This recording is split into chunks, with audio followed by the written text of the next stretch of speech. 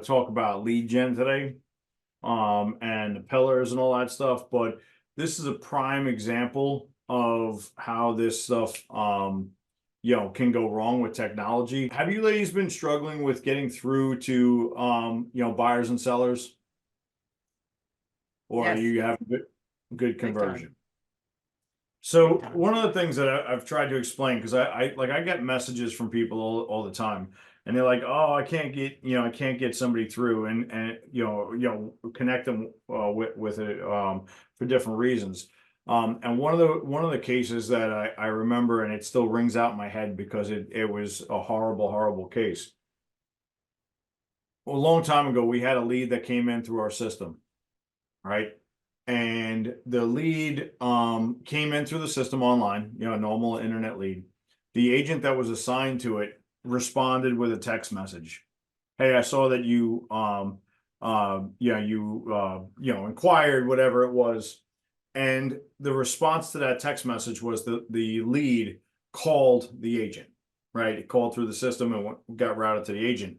And I heard the voicemail. Well, I didn't hear it at the time, but the voicemail said basically, hey, thank you for your message. Unfortunately, I'm old and I don't understand this texting thing. Can you please call me back? Right. And her response to the message was a text message saying, hey, I saw that you called. How can I help you? Right. So I find a lot of the reasons why we can't get through to people is we're not meeting them where they're comfortable. All right. Mhm. When I call people, and unfortunately it went worse than that, because where I say it went really bad is that I didn't notice that because I don't follow every lead that the agents get. But 4 months later, when she was let go, and I started going through this, I saw this in the history, and I called the guy, and he says, thank you so much for calling me. He says, I thought nobody wanted to work with us. And I said, that's absolutely not the case. And I apologize for the bad experience, but you got me now. Let's get you where you need to be. So we had, I think at that time, we were at like a $450,000 pre-approval. He was a doctor. We were putting 50% cash down. And he was relocating from, I think if I remember correctly, he was in Georgia, relocating to Florida, right? So we went over the properties he wanted to see. We discussed him coming to town. It was like he had scheduled the trip for a couple weeks out. And I set everything up, and I called him on that Friday. We were going to meet Monday morning. I called him on that Friday before to double check and confirm the appointment. And when I called him, right, I was met with when he answered the phone, his response, I could hear the tears in his voice, right? And he was all upset. He's like, Chris, look, he says, my wife just got a really bad diagnosis and she has to go through this treatment. Unfortunately, we can't move during the treatment. All right. So this whole evolution, happened a little over 4 months. And my point behind bringing this up is when we, not only did we lose the sale, but we left somebody in an area where they didn't want to be, right? Our job is so much bigger than just, are we going to get a commission check, right? We left somebody there in a state that they didn't want to be. They could have been already done with their move into the house. Yes, we would have gotten a commission, but more importantly, we would have gotten that family to a place where, as she dealt with this disease, she could have wrote it out in the area that he and her wanted to be in. All right. So it is super, super, super imperative that we make sure that we're meeting them where they are comfortable. Right. So my point behind this, obviously, these are real situations. When I bring these things up, these are real stories. These actually happened, right? So how do we know that, right? This particular one, I saw the conversations. He was screaming out, call me, call me, call me, and the agent didn't do it.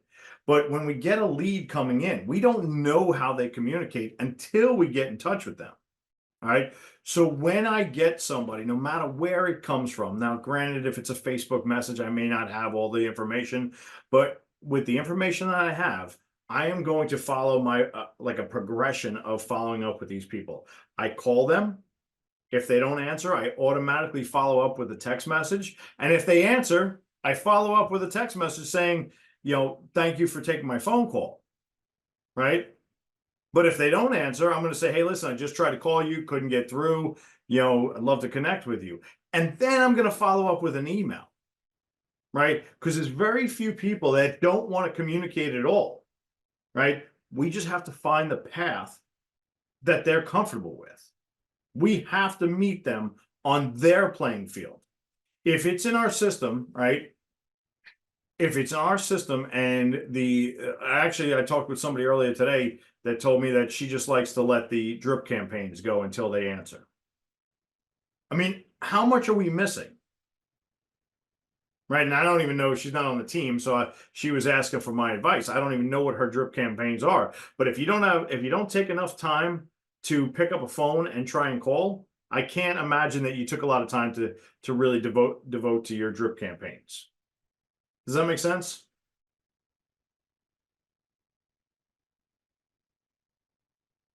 So now you can kind of guide this. We were going to talk about the 4 pillars, and having those 4 pillars. Everybody, has everybody seen that concept of having the 4 pillars of lead gen? Right. We want to have those 4, pillars, different, routes that we're getting leads. Obviously, for everyone, your sphere of influence should be one of them. Right. For a lot of us, there's some sort of online lead gen, whether it's a Zillow, Realtor.com, whatever, something that is feeding leads into your system, right? And some of us don't pay for that, and that's fine too. But there needs to be other sources, right? Whether it's a networking group that you're part of, or a nonprofit that you participate in, that you have access. You need to identify ways to get these people in, right? And then from there, you may just, realize that these particular people like to communicate this way, and that's great. But this is a communication business. Can we all agree on that? So my recommendation would be is adopt a policy for yourself, right? Everybody that knows me knows that I'm very regimented with how I conduct business. And the beautiful thing about it is I've been doing this for a long time, and I've done over 1,000 transactions at this point.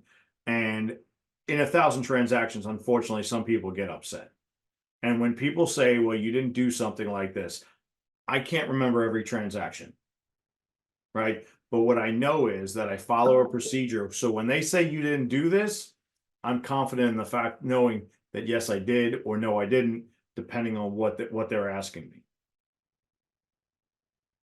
Right. And it's the same way with your follow-up. If I know I call, then I text, then I email, and I do that the same way for everyone.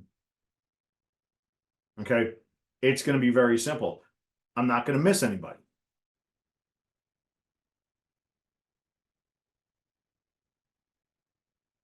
Does that make sense? Absolutely. Yeah. Do I ask how they prefer to be contacted? 100%. Right. But I'm still, I'm going to have those conversations, because it's all about building rapport. Right. Asking more about somebody is going to, present all sorts of opportunities. Right. We have a few rental listings right now. Right. And I wrote a very simple script, takes me about 3 minutes to work through, because most of us don't like working rentals. Right. But we have, we get the rental leads, and I love rental listings because they generate tons of buyer leads. Right. And my script is very simple. Right. It's getting to the point of why, what is it that we're looking for? Once I've rented out that property, the good thing about third-party programs like Zillow and stuff, that ad just keeps on running and running, because they take a long time to update. And if you have a good one, it's going to keep generating leads. So I'll get people, hey, is this thing still available? Well, actually, unfortunately, it's not still available. However, and I don't want to be a rental agent, right? So I'm not going to say, let me set you up on a search. I say, we do get other rentals from time to time. Would you like me to add you to my distribution list? Right? It's relatively non-invasive, and it opens up the conversation. So great, let me get some information. What's your name? What's your phone number? What's your email, right? All this stuff. And then I'll ask them some qualifying questions. What's your budget, right? $2,500. What, and then what's your credit score, right? Yeah, absolutely. Increase your base, right? So when I ask them what their credit score is, they are going to respond to me typically with, whatever it is, 400, I don't know. But you'll be surprised how many people are going to come to you and they're going to say 680, 720, whatever it is. And I'm going to follow that up with, is there a reason why you haven't considered home ownership? Right. And at that point, it is amazing when you ask that, is there a reason why you haven't considered home ownership? When you ask it like that, in that progression, they are going to tell you everything that's going on. And like we had one earlier today. Oh my God, I can't ever buy. I'm 71 years old. I got no heirs. I don't want to leave anything to anybody. I just want to rent. Okay, good. Renter. I'll put you on my list. Next time I get a listing, I'll send it to you. However, you'll get a lot of people, well, I'm just not sure. I don't have the money for the down payment. I don't have this. I'm, whatever it is. That opens up the conversation where we can discuss, hey, listen, if I could show you a path to home ownership, would that be interesting to you? Because they've already told me they want to buy, but they have no down payment. They have, they think that. I talked with a guy not too long ago. He's like, oh man, my credit is horrible. He says, I got to fix it before I can get back to buying. So, I said, well, what's your credit? He says 720. Does anybody not want a buyer with a 720 credit score? Okay.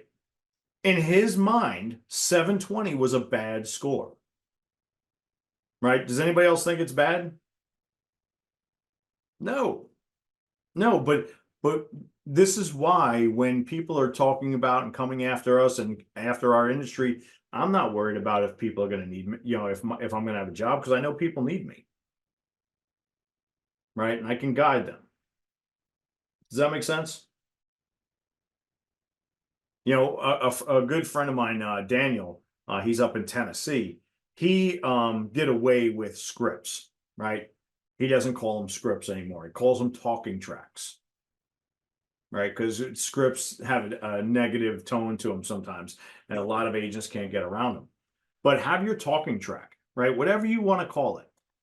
But you have to have your progression of how you're doing business. This is, if we answer every phone call and make every contact as if it's the first one we've ever had, it's going to be a very painful business. But when you start to break this down into a systematic approach, when you've hit that mark. Does that make sense? It doesn't make sense? I don't know. I think I missed something. What I was saying is, if you are systematic in the way you approach something, it starts to show itself to when somebody is at that point ready to buy, right? Using the talking tracks or scripts, however you want to call them, right? Having that systematic approach, right? When I was in the military, I was an interrogator for a period of time, right? And we had a system that we would ask questions, and you looked for certain signs. Now, granted, that was a little bit different, but it's the same concept, right? When I'm talking with you guys, or whatever it is, I'm looking for signs to when you've bought in to what I'm actually selling, right? The shoulders get relaxed, right? The person leans into you a little bit. Their voice calms down a little bit. The tone changes into a softer, more, more easygoing voice, right? These are signs. These are indicators that the person has dropped their guard and now they're ready to communicate with you, right? How many times have you called somebody that is, a new lead? You have no rapport with them. You've never talked with them, and they answer the phone and they're short, right? They're short on their answers. What do you want? Get to the point. And then after you start to explain what's going on, it starts to calm down and it starts to smooth out. And all of a sudden you can feel that rhythm of that conversation moving faster and smoother. Does that make sense? But we have to make sure, for us to drag them into our, playing field, where we want to be, may not be comfortable for them. So as the professional, we have to follow their path of least resistance. Does that make sense? So where are you Yeah, guys I can struggling? get to that point. My problem lately is everybody that wants to, that really does what they want to sell. But I can't get them comfortable with selling. You know, I mean, I'm actually working with a mortgage broker to, you know, get even more familiar with the buy downs and that kind of thing. But it's like people are holding back. I met some people at the pool at my complex last weekend, and the one girl's like, "Yeah, you know, I'm finally ready to, you know, to buy something, and you know, I'm just not comfortable." And I mean, I talked to her for an hour, and now she's not picking up my calls. I called her twice in the last week, you know, and just, you know, hey, you know, had a good conversation. Think, you know, if you have any more questions, please give me a call. I hope that I made you feel a little more comfortable, you know, with, you know, going ahead and buying something now, you know, because you'll be building your equity to buy something in a Well, couple of years, even better. is she currently renting, or is Yes. she a Yeah, homeowner? she's living in the same complex I am. That's how we met, was at the pool. But as a renter. Yes. Okay. So, you know, so tell me, what is the advantages of her buying over renting? Well, number one, she's putting, you know, equity into something she owns, not paying somebody else's mortgage. Mm-hmm. You know, and then of course she brings up, oh, but the interest rates are so high right now. And I said, they're high right now, but you're also, you know, let's say you give it a year and the interest rates start dropping, you refinance. But over that year, your property has already increased in value. Okay. And So if sitting around and waiting, you're just going to you're pay paying more and 100% have wasted your interest. money on rent. Yeah, you're paying 100% in interest. You're on 100%, David. But Charlotte, let me ask you a question. In that community, are you also renting? Yes. So, and everybody there rents, or is it a Yes. mixture? Yes. Okay, so we have to look at what the background, when I shoot, right, I have to be aware of, not only the target, but what is behind the target, right? So we have to look at what we're actually dealing with. So you're talking with somebody how buying is so much better, but the underlying fact is she knows you're also a renter. So you're not 100% Well, bought we in. had that discussion. I explained to her why I'm renting at this point in time. Okay. She's well aware. Okay, so you did bring that up. Yes. Yeah. Okay. Yeah, Yeah. whenever I talk to anybody in my complex, that's one of the first things I bring up. Yeah. You know, So because I whatever that reason, assumed immediately that would be an issue. You know. yeah. Have you So had the 100% interest rate conversation by renting with this lady? Say it again. When you're renting, you're paying 100% interest. Right. So Right. if the interest is 7 or 8, that's still better than 100. Have you had this conversation with her? I had that conversation. You know, I've had the conversation about building her own wealth instead of somebody else's. How house, you know, prices are going to just keep going up. They're really, you know, they might drop for a little bit, a couple of months or something. If you don't find what you want, they could go back up again. You know, and you don't other know than what's you, going to happen in the market. It could change. It could change on a dime tomorrow. So why not go ahead and buy and start investing your money in something today? And if the interest rates drop, yeah, you go in and you refinance. yeah, but now you talked to her about that. Did you ask her, besides the interest rate, what other concerns did she have? No, that's the biggest thing. Yeah, And I the told, biggest and I thing. tried to get, I gave her a mortgage broker's number because she hadn't even talked to a mortgage broker yet. And I said, you should go and talk to him so that you can see what the difference is, how much more you're paying. I said, you know, I could probably get into it, but I'm not a licensed broker. I'm a licensed real estate agent. You know, he can really get in deep with you because she seems to be a real numbers person, this particular person. 100%, but let's not, for somebody that is on the fence, to go from zero to in deep can be a difficult transaction, or a transition rather. So if we start small, the way I do it is, I mean, you know what the rental amounts are in your community, Yeah. right? So if I take, let's just say $2,500 for, or let's do $2,000 for simple math, right? So if I figure out, right, that if you're paying $2,000 a month over the next 24 months, right, I know that you spent $24,000 in rent, of which 100% has gone to paying somebody else's mortgage, Right. right? I don't have to get into the specifics. I just paint the picture, right? Paint the picture. $24,000 is going into somebody else's pocket. Now, let's just change gears for a second. Right now, I don't know about your community, your areas, but my area is going up around 5% per year, right? You know, right now. A couple of years ago, it was going up much higher. But even at the 5%, okay, if I buy a house at $2,000 or $200,000, right, and it goes up 5%, right? How much, is that? Right? That's 10 grand, right? Right. So now, not only did I not throw away that $24,000 because part of it's going towards my equity, part of it's going towards my is tax deductible, but but also too, my house just went up by 5% on its own, increased value that I didn't have to pay, put one single cent into my savings account to acquire that money. Now, doesn't it make sense? You know what? Maybe it doesn't go up this year. Maybe we're stale. But over the last 40 years, how many times have we had that we've had an actual decrease in property values?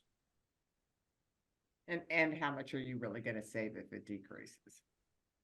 At that Well, point, if well, you're waiting, because that whole time you've been waiting, you're losing.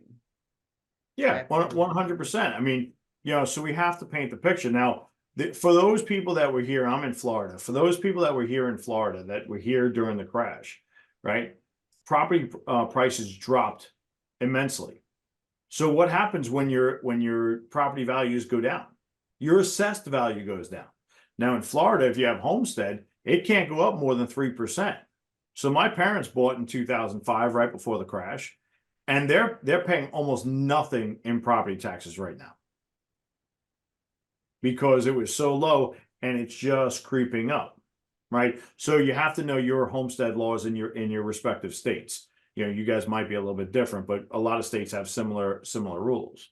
So once you start to paint that and you overcome those objections, what if it crashes?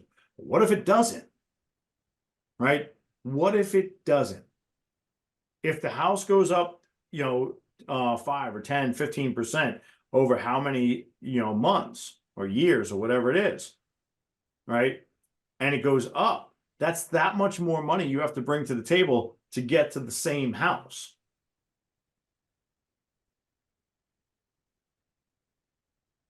Right. So I usually use a combination of these things when I'm talking with somebody until I find the component that resonates with my client the best. And sometimes I just have to throw the information out there and then back off. Right? Because some people are just extremely overwhelmed.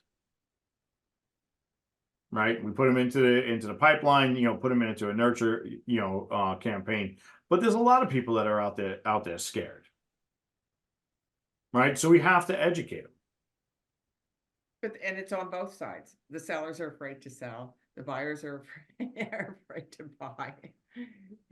I feel like I'm fielding so many questions, which I mean, obviously I don't have a problem with that. It just helps me become more get more information from them about who they are as a person and stuff, because I tend to like to actually, every client I've ever had, I consider all of them acquaintances, and numerous ones are my friends.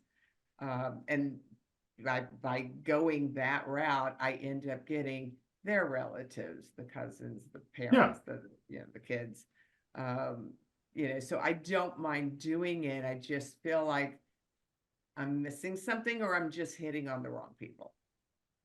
But I would say, and with this one, the reason why this one bothered me so much, she's ready to buy, and I know she's ready to buy. I just don't know what to tell her to get her over the edge. Well, I think that's the problem. I think your problem is you're looking for something to tell her when you should be looking for the questions to ask her, Okay. right? What are your choke points, right? Nobody wants to be talked to or talked at, right? They want to know that you're listening. So I would ask the question of, what is it that's your biggest, concern? The interest rates, yeah, I understand that. But aside, what does that interest rate really cost you? Because we already determined, right? David just said, you're paying 100% right now, so you don't mind paying 100% interest. So it's not the 8%. Why is 8% scarier than 100%? There's something else there.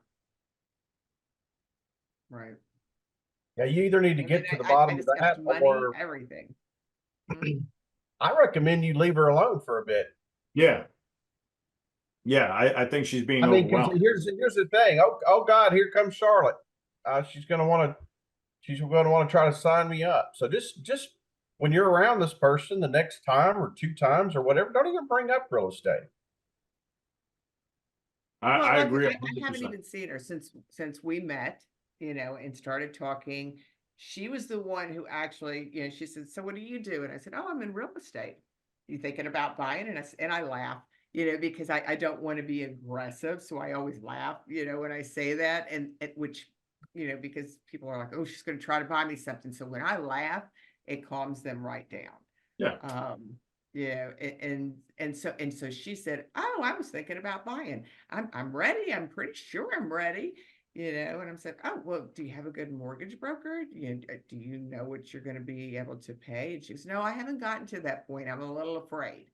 Yeah, that's how we got into that conversation. I've I've seen put her on her in ice the for a little bit, complex. I've and driven by her. I've waved, I've actually been out walking my dog and passed by her. I didn't stop her, but I did make the two phone calls. Do you have any other questions that you might want to ask? Is there anything I can do to help you? Just let me know. I'm not going to like haunt you because we live in the same area, so I'm going to need you to kind of come to me. And I hope you have a great, I think that was. Now you're when you just reiterated that, your first question was, do you have a good mortgage broker? Is that what you lead with? Not always. Okay. It's systematic, right? I don't ever lead with that. Right. I Oh, want to know what what you kind need of a good home. realtor. You need a good realtor, not a lender Yeah. at this. Yeah. I want to know, what does that house look like? Right. oh, You said you're ready she to buy. actually, well, see, that was just it. She talked for 10 minutes. I got all that information. I didn't have to ask her any of that. She Okay. just spewed it, and then when it was like, "Well, what's holding you up?" you know, and then she went off with, just being worried about the interest rates, and, what's going to happen with, Yeah. closing costs and all that kind of stuff, and I mentioned, "Oh, okay, well, there's a lot of programs out there." And she's like, "Yeah, a friend of mine told me." And I said, "Well, if you want that information, here's my card. Shoot me, a quick email, and then we'll have a chain going, and I'll send you the stuff." And I explained, unlike so many other real estate agents, I'm not going to bombard you with stuff. We'll discuss it, and then I'll send it. I may send you a market update of what's happening in the market, and that's it. Because I'm finding so many people are just, they're actually deleting agents all over the place, because the people are just texting and calling and emailing every single day, and it's just, Yeah. it's too I mean, much it for is what it me. is. But I guarantee you, though, listening will get you so much further. Right. And so definitely, I would incorporate that. Leslie, what about you? What are you struggling with your buyers? How do you talk with a hesitant seller who is scared they won't find? Hold on, that just went away. So how do you that is scared they won't find another home? Homes in my area sells in a week, and listings with multiple offers. Okay, cool. So the way that I like to handle that, right, is if they're selling in a week and you're still in that hot of a market, right, there's a good chance they're not going to take a contingent offer. Right? Can we agree on that? So the way I like to do it is when I have that, and I know that the only way that they can do this is to transition, is to sell that one house. One, we can look at a bridge loan so we can remove the contingencies completely. Not everybody has the equity or the finances to do that, but that is one way. The other way that I will do it is I will convince them to do a listing. And when we accept offers, we will put in the addendum. Seller has 60, 90 days, whatever it is. Usually I don't go over 60, but 60 days to find a home of choice. So this way, at least it gives them a reason that we get them on the market, right? It's one extra step. And they know they have the protection that in the event that they can't find the home, their current home is protected because we built that into the contract. So it takes that pressure off. Does that make sense? Now Leslie, you're muted if you're trying to talk. Yep, that makes sense. That makes sense. And a lot of people want to buy in this area, but the houses just don't stay on the market long at all. Yeah. So it's kind of, but so then that's even more imperative that I get it on the market and I get it listed and put that contingency in place. If the market is that hot, then you'll probably have somebody willing to take that contingency because they want the house. all right. And then it gives your now buyer the ability to go find the house that they're looking for. And it gives them some urgency, right? Because now we got a contract. All I need is that other house to finish this thing up. So now you have a motivated buyer. Can we agree on that? Yeah. Yeah. Right now you got 60 days. Right. One of my favorite things is when I get a buyer or seller, I don't really care which one.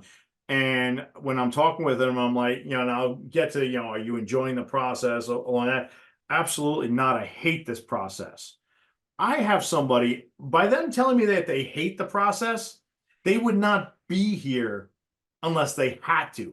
There is a need. If I haven't uncovered it yet, I'm going to find out why. Because that need is going to drive us into what's going forward.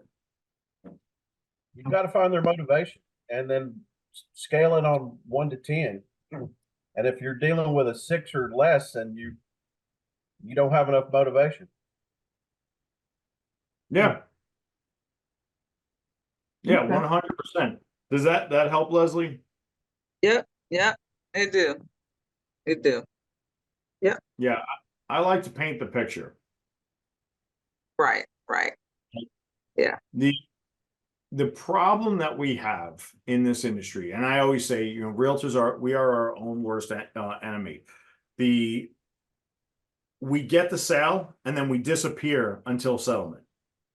Right? We don't call with updates. And the problem, I was in new construction for a long time.